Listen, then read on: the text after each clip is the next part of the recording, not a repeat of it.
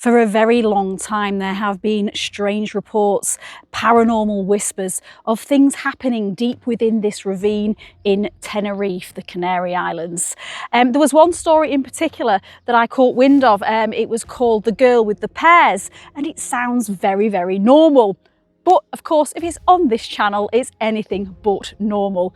It's a strange story indeed. So we've got lots of things. We're going to go for a little hike deep into this area. I'm going to share those stories with you. So we're in the Barranco de Badajoz. I think that's how they say it. If you're Spanish and you know otherwise, then please let you know my pronunciation is not always the best. Barren volcanic landscapes, high peaks and strange plants clinging to life in a terrain that looks almost prehistoric. It's the sort of place where you half expect to hear the roar of a gigantic T-Rex echoing through the valley as the trees rustle in the distance. But this isn't a film set, and it isn't a dream. This is the island of Tenerife. The largest island in Spain's Canary archipelago, Tenerife rises dramatically from the Atlantic Ocean just off the northwest coast of Africa. At its heart stands Mount Teide, Spain's highest peak and the third tallest volcano on Earth when measured from the ocean floor. The island itself was forged by violent volcanic eruptions over millions of years, leaving behind a landscape of lava fields, deep ravines and ancient rock formations that feel almost otherworldly. Today, Tenerife welcomes millions of visitors each year, many drawn by the island's warm climate and beaches, some of natural black volcanic sand, others created with golden sand imported from the Sahara.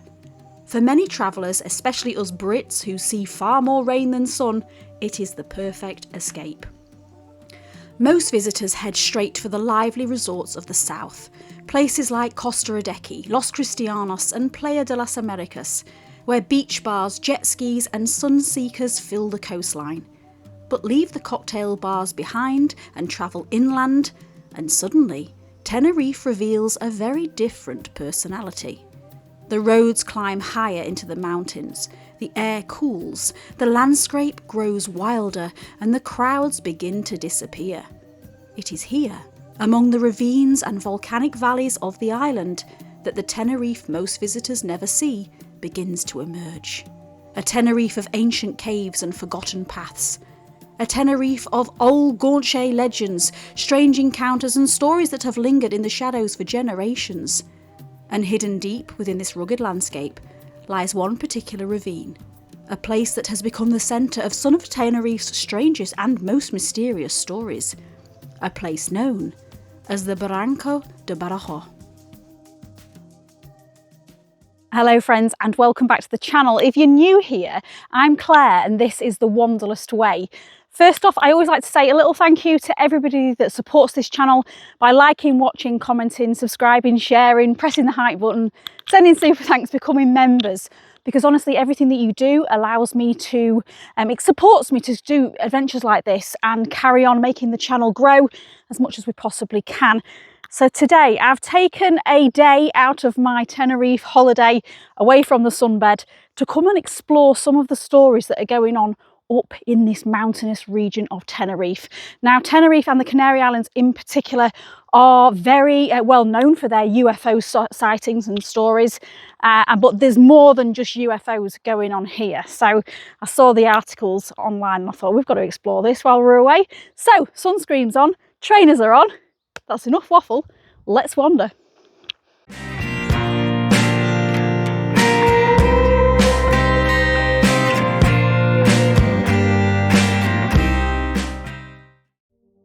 Long before tourists arrived on the island, long before the roads, the hotels and the beach resorts, these mountains belonged to another people entirely, the Guanche.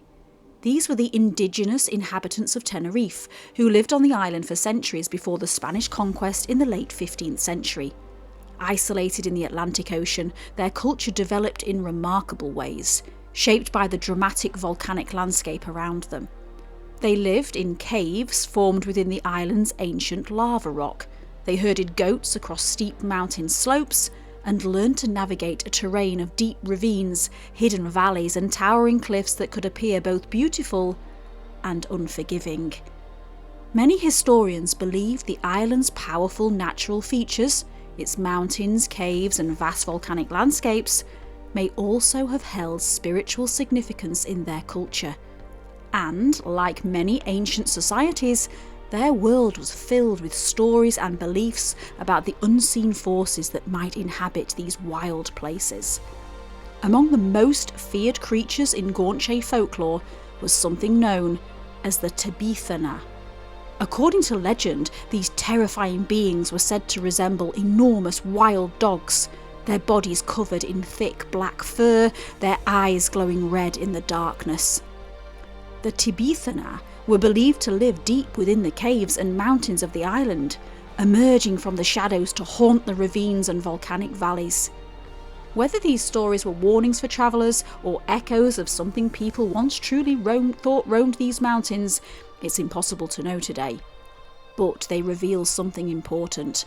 Long before modern tales of strange lights, mysterious figures and unexplained encounters began to circulate, these mountains were already places of myth, mystery and imagination. Archaeologists have discovered Guanche remains in caves across Tenerife, including within some of the ravines that carve through the island's interior. These landscapes were being used long before modern travellers ever set foot here.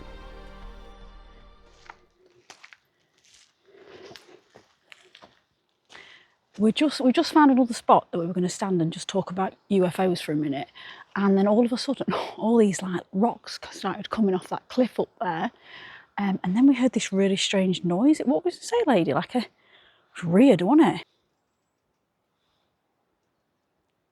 I think we'll walk on. When you're standing in an isolated ravine in the depths of the mountains, with who knows what watching from the rocks around you, plus of course that imaginary T-Rex or the demon wild dogs we've just heard about, it's easy, almost natural, to be on high alert. Out here, every sound seems amplified.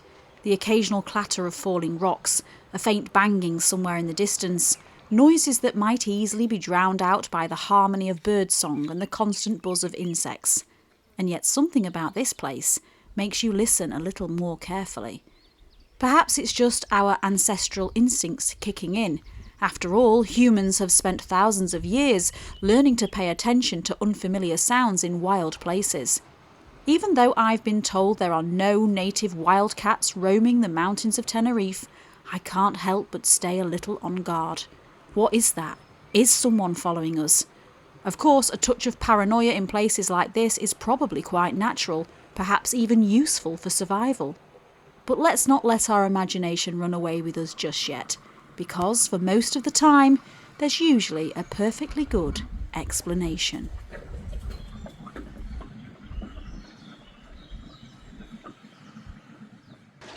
Well, thank goodness for that. I think we've found out what that strange noise was.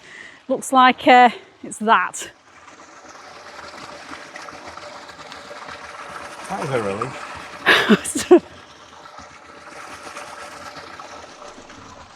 I've since learned that for centuries the people of Tenerife have relied on a vast network of water galleries, tunnels carved deep into the volcanic rock to capture the water flowing beneath the island.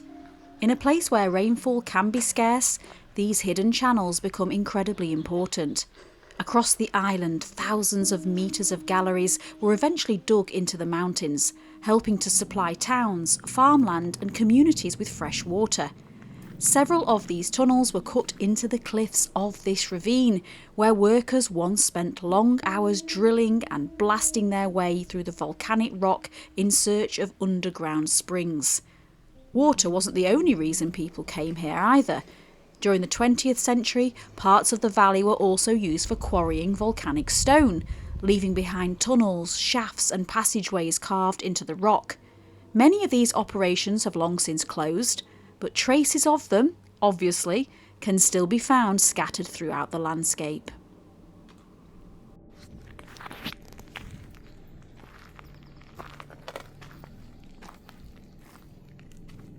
So it looks like this is perhaps one of the old mine shafts.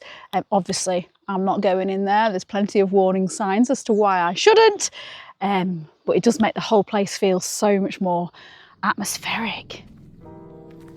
Remnants of industry are still hidden throughout the ravine today.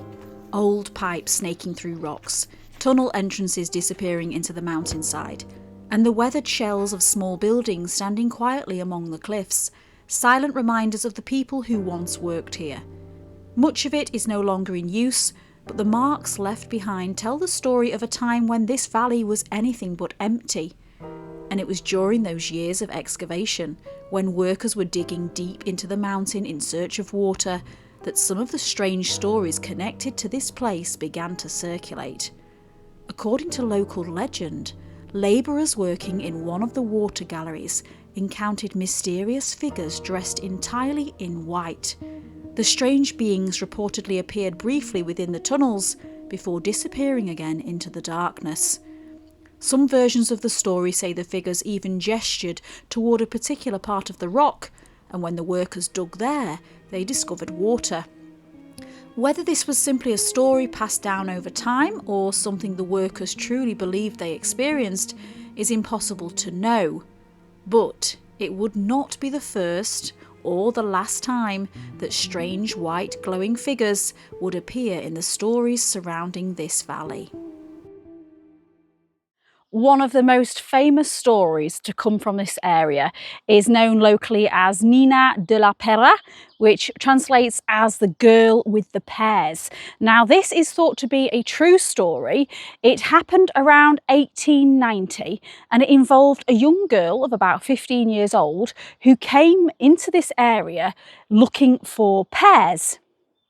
But it doesn't end in this kind of way that it should have ended. Dear watcher or listener, I can see that at this point you're ready for a good story. And if you're hearing this one for the very first time, well, I must admit I'm rather jealous, because once you've heard it, there's really no going back to quite the same understanding of time and space.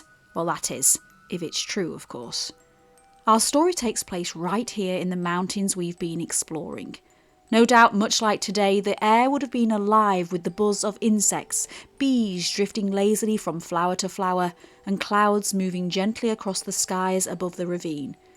And it was in just such a setting as this that our story begins. In the nearby town of Guimar, there lived a young girl said to have been around 15 years old. One day she was sent up into these mountains to gather pears from the trees that grew among the rocky slopes. But, being a teenager, and we all know how that goes, the girl soon grew tired beneath the warm island sun and decided to rest for a moment in the shade of one of these trees. And there, beneath its branches, she fell asleep. When the girl finally awoke, she found herself staring up at something that made her jump with fright. Hovering above her were two tall figures dressed entirely in white, silently looking down at the sleeping girl. Startled, she exclaimed she had done nothing wrong. She was only there to gather pears. But the strange figures did not appear threatening.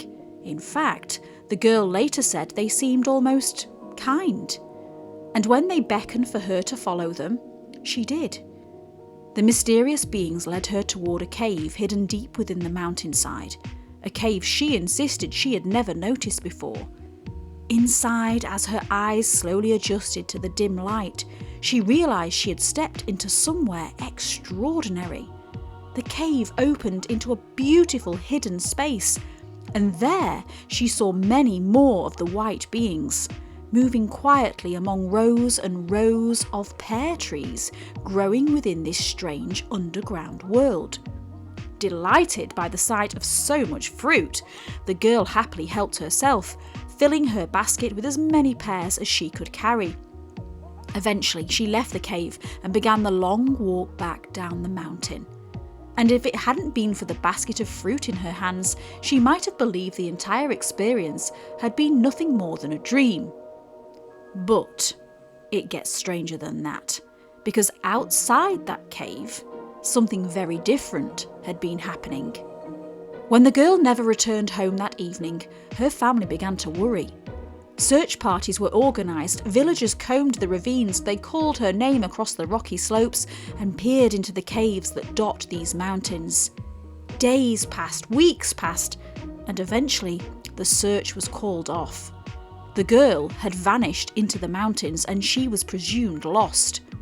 Until one day, almost 30 years later, a familiar silhouette appeared on the path leading back to the village. At first, the villagers could hardly believe what they were seeing, because standing before them was the very same young girl who had disappeared all those years before. The same clothes, the same basket, the same fresh face and youthful expression. To her, she'd only been gone a few hours. To everyone else, 3 decades had passed. The world around her had changed. The people she loved had grown older. Some were gone entirely. But she had not aged a single day. Stories like this often twist and change as they pass from one generation to the next, and I couldn't find any written record confirming the event. Like many pieces of local folklore, the tale seems to have survived simply because people kept telling it. But the heart of the story always remains the same. A young girl walked into these mountains, followed mysterious beings into a hidden cave, and returned 30 years later without having aged at all. And as for the pears she carried back with her, well, the story never quite tells us what became of them, which does leave one rather uncomfortable question. Would you have dared to eat one? The luminous beings that are described in the Girl of the Pears story, well, it's not an isolated incident, so I think that's why this rumour has started to spread about them. There are more people that describe meeting, seeing beings here just like that. As you've already seen so far in this episode, reports of glowing people, luminous figures, strange humanoid shapes dressed entirely in white are not uncommon in this valley. The story of the girl with the pears and the encounters reported by miners working here are far from isolated incidents. In fact, stories like these have circulated in this area for generations. Many of the earliest accounts appear to date back to the years when men started working these mountains, digging tunnels, galleries deep into the volcanic rock in search of water and minerals. It was hard, exhausting work. Long hours underground in narrow tunnels, surrounded by dust, darkness and unfamiliar minerals in the ancient volcanic rock. Conditions like these have often been suggested as one possible explanation for the strange stories that began to emerge from the mines. Some researchers believe gases released during excavation could have affected the workers, perhaps causing hallucinations or altered perception. And yet, there is another detail that makes the stories harder to dismiss entirely. Many of the accounts were said to come from different workers at different times, describing remarkably similar things. Tall figures, humanoid in appearance, dressed entirely in white or glowing with a soft light that seemed to illuminate the darkness around them. Some witnesses even claimed the light surrounding these figures cast no shadow at all. One tale tells of miners exploring a newly opened section of tunnel when they discovered something unexpected. A ladder descending deep into the earth, leading into what appeared to be a hidden cavern system beneath the mountain. Curiosity got the better of them, and the workers climbed down. When they reached the bottom, they claimed they were no longer alone. Standing within the cavern were once again tall white figures, silent and motionless in the darkness. The miners later said they felt an overwhelming sense of unease, as though the beings were silently warning them not to continue digging, not to go any deeper into this mountain. Whether this was fear, imagination, or something far stranger, the workers quickly retreated and returned to the surface.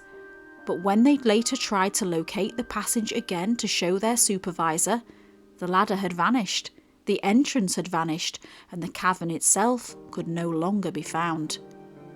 Stories like these slowly spread beyond the tunnels and into the nearby villages, becoming part of the growing folklore surrounding this place. And the strange sightings did not end with the miners. In 1991, a visitor supposedly captured a photograph while exploring the ravine. The image was said to show a glowing figure among the rocks, with shapes behind it that some observers believed resembled large wings. To some people, the photograph suggested the mysterious figures reported here might not be extraterrestrial, but something far older. Perhaps angelic beings, guardians of the mountains, spirits connected to the ancient caves and landscape. I don't know. I was unable to see a copy of the photo to form my own opinion, and if you are watching and you know where we can see one, please do get in touch. But over the years, rumours have just kept spreading, and I feel we can't ignore one of the most reoccurring details. And that is that some workers, while deep inside these tunnels, would completely lose track of time, and we're not talking about just a few minutes, but days. Whether this was simply the disorientating effect of working underground, or something stranger connected to the caves themselves, it's impossible to say. But it does raise an intriguing possibility, because if the stories surrounding this valley are to be believed, time itself may not always behave normally here. So when you start to put these stories together, you've got the girl of the Pears and then you've got the luminous beings as well. It's no wonder that people start to associate this area with being perhaps some kind of portal to another world, maybe. It's almost like sort of science fiction, isn't it? Lots of stories accumulated in the same sort of area. When I began looking into the stories of this area, I couldn't help noticing a connection between something happening here, deep within the Canary Islands, and something I'd read about many times before in UFO and extraterrestrial witness reports: the possibility of lost or missing time. Of course, one of the most famous stories connected to this place, the legend of the girl with the pears, already hints at that possibility. But it's not the only tale in which time appears to behave strangely here. Miners who once worked the tunnels beneath these mountains have claimed they would emerge from the galleries to discover that far more time had passed than they realised. Hours slipping away underground, sometimes even entire days lost. Now, working deep beneath the surface, surrounded by darkness and twisting tunnels, it's easy to imagine how a person might lose their sense of time. And yet stories like these continue to circulate among the workers who laboured here. Even today, some hikers exploring the ravine claim that their watches or electronic equipment occasionally stops working unexpectedly, only to start again later. Scientists would likely point to far more ordinary explanations: temperature changes, rugged terrain, natural magnetic variations within volcanic landscapes that can sometimes intervene with sensitive electronic devices. But for those who enjoy exploring the stranger possibilities, experiences like these naturally raise questions. Because lost time is a phenomenon that appears again and again in reports connected with unexplained events. Now, perhaps the most famous example occurred in 1961. Some of you might already know this story. It's when Betty and Barney Hill reported seeing a strange object while driving through rural New Hampshire in the United States. When they arrived home, they discovered nearly 2 hours had passed that neither of them could account for. And it was a case that would later become one of the most widely discussed stories associated with UFO encounters. If you're a fan of these kind of mysteries, you'll maybe already making the same connection that I've made, because theories about lost time are often linked with reports of alien abduction and unidentified flying objects. Which brings us to another phenomena this valley has become known for: stories of strange lights appearing in the skies above these mountains. And that is where our story turns next. So if, like me, you're a bit of a fan of the X-Files, then this next part of the video is hopefully something that you're going to enjoy, because the Canary Islands, if you didn't know, is supposed to be a bit of a hotspot for UFO activity. Not just UFOs, orbs as well, like light spheres, well, I suppose they are UFOs, aren't they, seen in the sky, especially in these mountainous regions. But there was one event in particular that happened on the 22nd of June 1976 that really put the Canary Islands on the UFO hotspot, shall we say. Picture the scene with me if you will. A quiet evening in the Canary Islands. The volcanic mountains fade into darkness and the little villages scattered across the slopes begin settling down for the night. Lights glow in the windows, and then somebody looks up and they see something hovering silently above the mountains. At first it looks like a star, but stars don't hover, and they certainly don't start moving. Now that might sound like the beginning of a tall tale, but sightings like this have been reported across the Canary Islands for decades. One of the most famous occurred on June the 22nd, 1976. That night, hundreds of people across the islands, including Tenerife, La Palma, La Gomera and Gran Canaria, reported seeing a large luminous object moving silently above the Atlantic Ocean. Witnesses described a brilliant glowing sphere hovering over the sea before expanding into a halo of light. Some even claimed they could see two tall shapes inside the glowing structure. The sighting caused such a stir that the Spanish Air Force opened an official investigation, gathering testimony from civilians, sailors and military personnel. And even today, no one can say exactly what it was. But the 1976 sighting was not the only strange light seen near Tenerife. In 1989, drivers travelling through the Ucanca Valley near Mount Teide began pulling over after spotting a huge glowing object hovering above the volcanic landscape. Some said it shone almost like the morning sun. For a time, it simply hung there in the night sky before disappearing. And here, in this valley, the stories become stranger still. Visitors exploring the Barranco have sometimes reported seeing small glowing spheres drifting silently between the rocks and vegetation, hovering low among the slopes before slowly rising into the sky.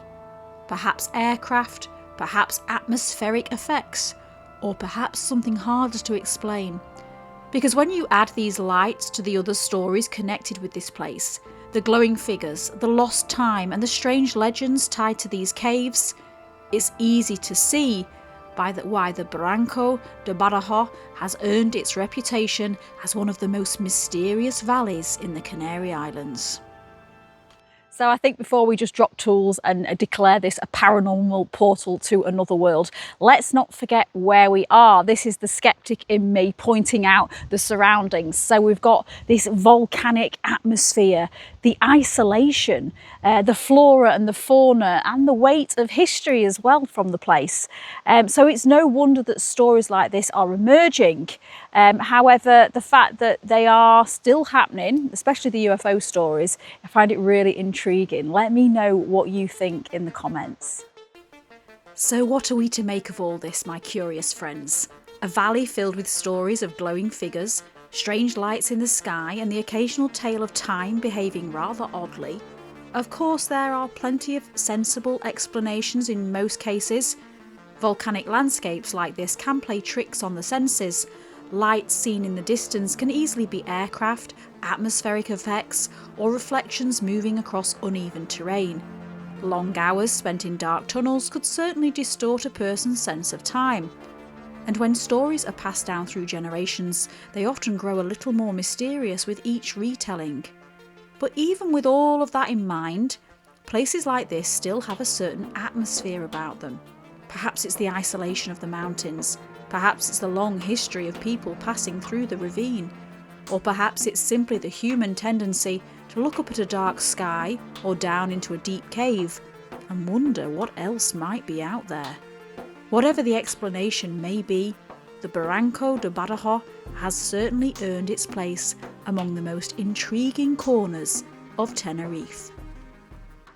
So that is it. Thank you to everybody for watching the video. I hope you've enjoyed it. Let me know, have you visited this part of Tenerife yourself? Did you know any of these stories before? And either way, do you believe in any of them? Have you heard any more that I've not included already? I think they're absolutely fascinating. And I think even if you don't believe in the supernatural, the stories themselves are worth hearing. So until next week, stay safe, stay curious, and keep wanderlusting. Oh, and one last thing.